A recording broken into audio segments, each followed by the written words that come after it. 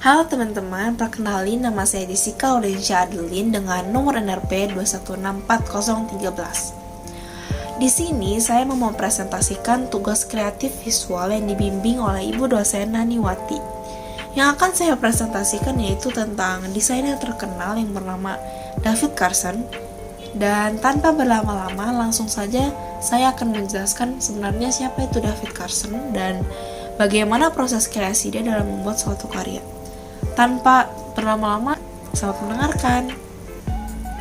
Oke, pertama-tama saya akan menjelaskan mengenai biografi dari David Carson. David Carson ini lahir pada 8 September pada tahun 1995 di Corpus Christi, Texas. Ia adalah seorang desainer grafis, direktur seni, dan juga peselancar Amerika. Dia bisa terkenal karena desain majalahnya yang inovatif dan penggunaan tipografi eksperimental yang sangat menarik perhatian banyak orang. Ciri khas tipografi yang sering digunakan David Carson ini dalam karyanya disebut juga tipografi grunge yang bertemakan grunge. Grunge style yang sering digunakan David Carson dalam membuat karya ini merupakan sebuah evolusi desain baru yang muncul pada awal tahun 2000-an. Gaya desain ini sangat mudah dikenali dengan penggunaan tekstur yang kasar, seperti efek bercak-bercak yang konsisten, tanpa garis tepi atau border dan tata letak yang teratur. Noda atau tekstur kotor, gambar robek, potongan kertas atau kerutan kertas adalah elemen yang paling populer digunakan dalam gaya desain grunge ini. Tekstur kotor sering digunakan sebagai background atau latar belakang karya untuk menu navigasi pada website, foto, dan juga keseluruhan layout. Biasanya elemen ini adalah objek biasa di kehidupan sehari-hari seperti guratan kertas, bercak cat tembok, dan lainnya yang direplikasikan dalam bentuk nyata tanpa efek glossy. Ciri-ciri utama grunge style ini adalah biasanya tekstur kotor sebagai gambar latar belakang, garis tidak teratur dan tanpa border atau garis tepi, penambahan efek kertas robek dan tepi bertekstur kotor, dan penggunaan font yang solid dan mudah dibaca dengan warna yang kontras. Kemudian sedikit bahas tentang perjalanan pendidikannya.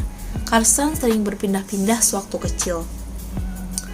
Awal pendidikannya bermula dari ia bersekolah dasar di Lunada Bay di Palos Verdes Estates, California. Kemudian melanjutkan sekolah menengah di Cocoa Beach, di mana ia menjadi ketua kelas dari kelas 8 hingga kelas 10 di Florida. Dia lulus dari Rolling Hills High School, kemudian dia kuliah di Universitas Negeri San Diego, sambil bekerja di toko selancar di South Mission Beach, San Diego. Dan akhirnya ia lulus dengan gelar Honors and Distinction dan sarjana seni di bidang sosiologi. Karena sambil kuliah ia bekerja di toko selancar, ia pun memiliki papan selancar model khasnya sendiri, dengan papan selancar Infinity dan sirip model khasnya sendiri dengan Rainbow Fin Company. Dengan ia mempunyai papan selancar, ia semakin hobi dalam olahraga selancar ini sampai ia dijuluki sebagai peselancar terkenal di Amerika. Keren banget, bukan? Sebelum saya menjelaskan proses kreasinya, bisa dilihat bahwa di sebelah kanan itu ada gambar karya dari David Carson juga. Bisa dilihat dari jauh, itu seperti berbentuk orang. Tapi kalau kalian tahu itu bukan dibuat dari garis, dari kumpulan garis, tapi dari kumpulan kata-kata. Nah, aku mau kasih tahu kalau kumpulan kata-kata ini merupakan kutipan puisi yang Carson buat kemudian diterapkan menjadi tipografi yang menarik. Nah, Carson ini memiliki puisi beton sebagai proyeknya. Selama 3 bulan, ia merusak perpustakaan seni dan arsitektur di U of I, melakukan penelitian, lalu pergi ke lab komputer di gedung seni dan desain untuk membuat puisinya sendiri. Nah, puisinya yang ia buat dalam karya tipografi ini merupakan puisi konkret. Nah, puisi konkret adalah susunan unsur-unsur kebahasaan di mana efek tipografi lebih penting dalam penyampaian makna daripada makna verbal. Kadang disebut sebagai puisi visual, istilah yang kini telah mengembangkan makna tersendiri. Puisi konkret lebih berkaitan dengan visual daripada seni verbal, meskipun ada banyak tumpang tindih dalam jenis produk yang dirujuknya. Namun, secara historis, puisi konkret telah berkembang dari tradisi puisi berbentuk panjang atau berpola di mana kata-katanya disusun sedemikian rupa untuk menggambarkan subjeknya. Oke, sekarang lanjut ke proses kreasi David Carson dalam membuat karyanya. Pertama kalinya Carson mulai memasuki dunia desain grafis itu pada tahun 1980 di Universitas Arizona selama kursus grafis 2 minggu yang diajarkan oleh Jackson Bolts. Ia sempat menjadi guru di Torrey Pines High School dari tahun 1982 hingga 1987 di Del Mar, California. Kemudian, Stacy Peralta menemukan pekerjaan Carson yang berada di majalah Transworld Skateboarding. Carson sebenarnya tidak memiliki pelatihan formal dalam desain, dan ia menganggap Transworld Skateboarding ini tuh sebagai sekolahnya dalam desain. Pada tahun 1983, Carson mulai bereksperimen dengan dunia desain grafis. Lalu dilanjutkan dengan pengumpulan bahan dengan cara improvisasi latihan desain sampai menemukan apa yang ia suka, mood yang dia suka, lalu ciri khas apa yang menggambarkan dirinya dalam berkarya. Lalu browsing website. Tidak hanya browsing website, ia pun menghadiri museum art. Bisa dilihat di slide, ada terlihat gambar ia sedang melihat karya-karya di museum. Nah, yang pertama ia menghadiri Oregon College of Commercial Art. Dia kesana hanya untuk beberapa bulan sebelum menerima magang yang tidak dibayar dengan majalah Action Now, sebelumnya majalah Skateboarder. Kemudian, ia berpindah ke museum lain. Ia pergi ke Swiss untuk menghadiri lokakarya 3 minggu dalam desain grafis. Di sana ia bertemu dengan guru bengkel Hans Rudolf Lutz yang menjadi pengaruh besar pertamanya Carson.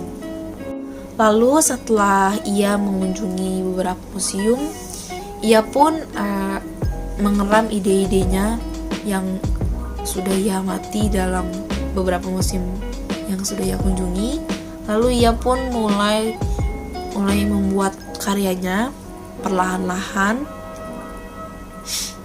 Kemudian setelah ia membuat sketsa dari karyanya ini, ia pun mempunyai rasa empati atau jatuh cinta pada hasil karyanya sendiri, karena itu merupakan hasil dari ia mengamati museum art dan ternyata ia menemukan bahwa dirinya itu tenggelam dalam budaya artistik dan bohemian California Selatan. Karya yang telah ia buat diasistensi pada manajer tempat ia magang. Setelah diasistensi, ia pun memperbaiki desainnya, mana yang objek yang kurang atau kurang focal point dan lain-lainnya. Setelah ia memperbaiki, ia asistensi lagi kepada manajernya. Nah, setelah asistensi kedua ini, ia mendapat komentar yang bagus dari manajernya. Kemudian ia pun langsung mengerjakan ke proses final. Setelah masuk ke proses final, ia pun sangat senang melihat karyanya karena dipuji oleh manajernya. Proses ini ia lakukan ke semua karya-karyanya yang ia buat sampai ia mencapai banyak karya yang sudah ia buat. Nah, setelah itu ia pun mendapat peningkatan diri. Ia pun menjadi direktur seni majalah Transworld Skateboarding pada tahun 1984 dan tetap di sana hingga tahun 1988. Ia membantu memberikan majalah itu karena memang memiliki tampilan yang khas. Di akhir masa jabatannya, di sana ia mulai mengembangkan gaya khasnya dengan menggunakan teknik fotografi tipe kotor dan non-mainstream. Dia juga direktur seni majalah spin-off Transworld Snowboarding yang mulai diterbitkan pada tahun 1987. Hasil final karya Carson ini bisa dilihat di gambar yang di paling sebelah kiri. Itu hasil akhir karyanya yang dipuji oleh manajernya. Pada tahun 1989, atas rekomendasi Paul Holmes yang merupakan editor majalah Surfer saat itu dan merupakan pencetus konsep majalah beach culture, Steve Passman merupakan penerbit Surfer dan kemudian Surfer's Journal meminta Carson untuk merancang beach culture. Publikasinya triwulanan yang berevolusi dari suplemen tahunan to the trade. Meskipun hanya 6 edisi triwulanan yang diproduksi, publikasi berukuran tabloid diedit oleh penulis Neil Feineman memungkinkan Carson untuk membuat dampak signifikan pertamanya pada dunia desain grafis dan tipografi.